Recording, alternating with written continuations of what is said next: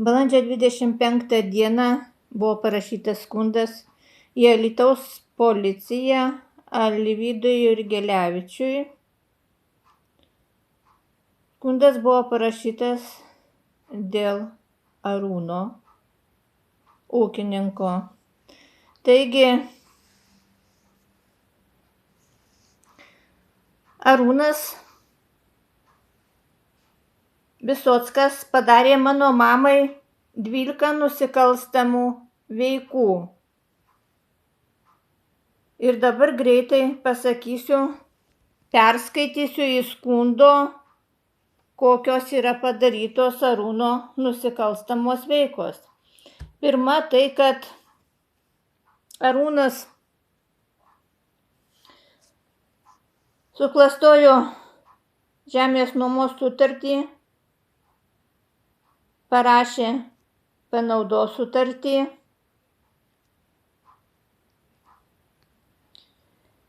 panaudos sutartis jis parašė 2, vieną mamai, kitą savo. Tačiau mama parašo nei pavardės, nei vardo nepasirašė nei ant pirmos, nei ant antros sutarties. Tai nei ant tos sutarties, kur mamai paliko Arūnas, nei ant tos sutarties, kur Arūnas pasiėmė savo.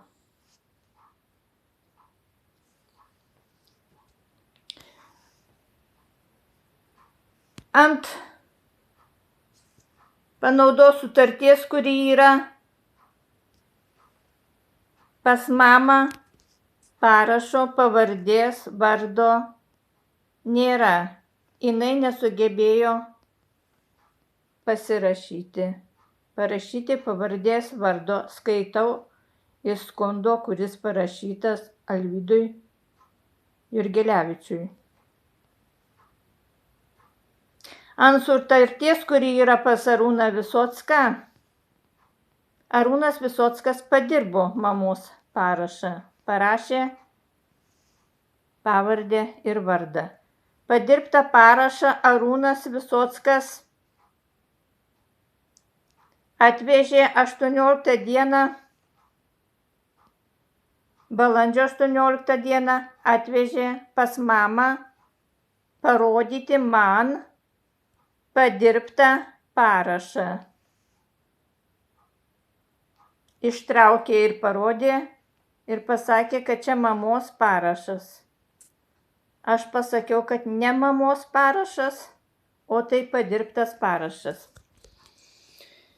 Kitos nusikalstamos veikos. Taip, aš noriu pasakyti, kad padirbtas parašas yra didelis nusikaltimas.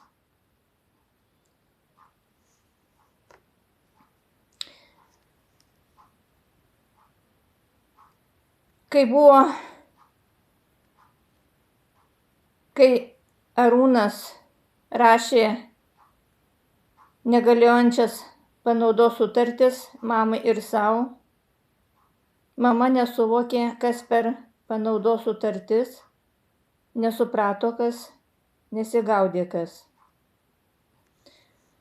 Negaliojančia sutartimi ir su padirbtu parašu Arūnas naudojasi 4 metus nuo 2020 metų balandžio 7 dienos. Negaliojanti sutartis taip pat neįregistruota į registrų centrą. Va šitas čia rodo tikrai, kad sutartis yra ne įregistruota. Man išėmė advokatė, aš jai dar sumokėjau pinigus.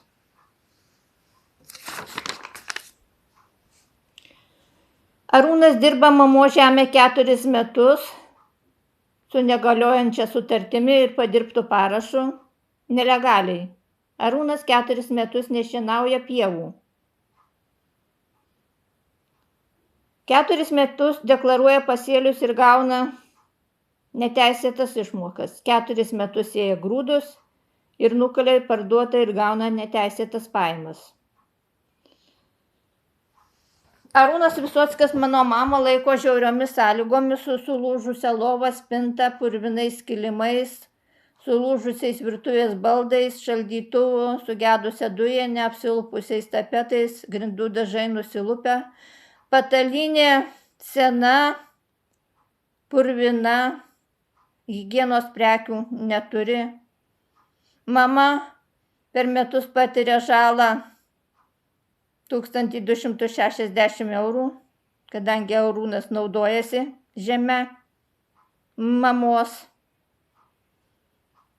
su negaliojančia sutartimi ir padirbtų parašu, o per 4 metus patyrė 5000. Taigi Arūnas laiko žiauriomis sąlygomis, mamai greitai 92 metai.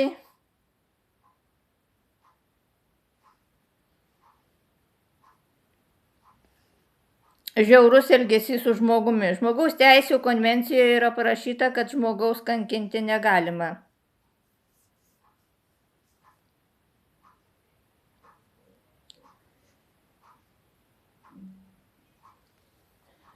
Tačiau šitos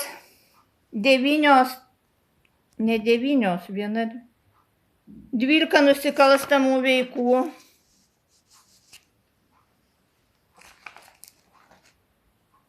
Aidas Kaknevičius tyrėjas netyrė, nei vienos netyrė, nei suklastotos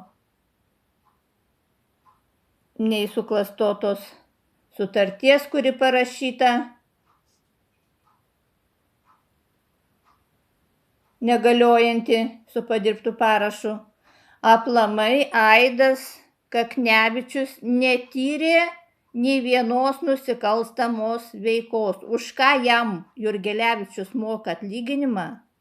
Už nieką, turbūt. Tačiau žinot ką Aidas Kaknevičius tyrė? Kadangi aš 18 dieną nuvažiavus pas mamą įsikviečiau jį taikiam susitarimui ir kad sumokėtų pinigus.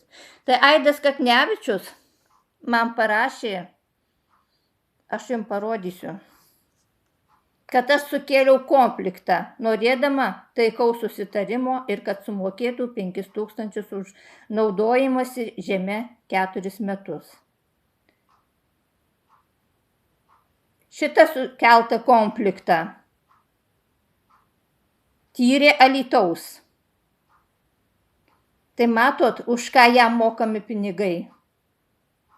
Už taikų susitarimą, mano norėjimą.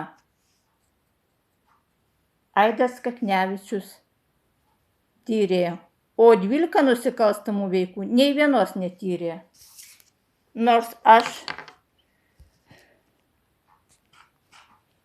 prašiau, aš perskaitysiu greičiau, ne per telefoną. Prašiau, kad išvardintas nusikalstamas veikas kiekvieną atskirai išnagrinėtų, ištirtų, išaiškintų ir priimtų sprendimą. Nei vienos nusikalstamos veikos Aidas Kaknevičius netyrė. Padirbtas parašas tai didelis nusikaltimas. Rašiau Jurgelevičiui. Šiai nusikalstamai veikai skirkite daug dėmesio.